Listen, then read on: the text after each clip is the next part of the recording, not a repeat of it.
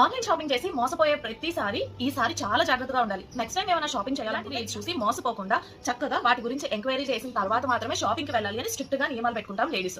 కానీ ఏదైనా ఒక రీల్ అలా స్క్రోల్ చేసి ఇది బాగుంది అని వచ్చి ఆ మత్తులో ఇంక ఈ డెసిషన్స్ అన్ని గుర్తొస్తాయా, మన ప్రోటోకాల్స్ అన్ని మన ముందు కనిపిస్తాయా? ఒక షాపింగ్ రీల్ వీడియో చూస్తూ షాపింగ్ కి వెళ్ళగానే అక్కడ అసలు ఏ ఆఫర్స్ లేవు. అడిగితే ఆఫర్స్ అసలు లేవు మేడం, అవన్నీ ఎప్పుడో అయిపోయాయి అని చెప్పి పోస్ట్ పాతదేమో అని చెక్ చేస్తే పెట్టి 3 days అయింది. అప్పుడు నాకు అర్థమైన విషయం ఏంటంటే రీల్ పెట్టిన వాళ్ళు చాలా తెలివిగా రీల్ అయితే పెట్టారు, కానీ ఎప్పుడు ఆ డీల్స్ ఎండ్ అవుతున్నాయి అనేది మాత్రం పెట్టలేదు. సో దట్ ఆ వీడియో వైరల్ అవుతూ ఉంటది అని చెప్పేసి కాస్త ఆగి ఆలోచించిన తర్వాత తెలిసింది ఏంటంటే వాళ్ళు తప్ప ఏమీ లేదు, వాళ్ళ పని వాళ్ళు చేశారు. మనమే గొర్రెల మంది బ్రాండ్ అంబాసిడర్ లాగా అక్కడికి ఆ డీటెయిల్స్ ఏవి కనుక్కోకుండా వెళ్ళిపోయి ఎంత ఆశతో వెళ్ళామో అంతకి డబుల్ నిరాశతో ఇంటికి అయ్యో కూడా. నెక్స్ట్ టైం ఎప్పుడైనా షాపింగ్ చేయాలి అనుకుంటే రీల్స్ చూసి అక్కడికి వెళ్ళాలి అనుకుంటే దాని డీటెయిల్స్ అన్ని క్లియర్ గా చెక్ చేసి స్టోర్స్ అయితే కనుక వాళ్ళకి కాల్ చేసి ఆఫర్ ఉందా లేదా అప్డేట్ తెలుసుకోండి. అలా కాకుండా ప్రైవేట్ స్టోర్స్ అయ్యాయి అనుకోండి, అలాంటి వాటికి దానికి సంబంధించిన రివ్యూస్ ఒక 2-3 దగ్గరలన్నా చూసి అది ఓకే బాగున్నాయి అని చాలా మంది చెప్పిన తర్వాత అప్పుడు కన్ఫర్మ్ చేసుకుని వెళ్ళి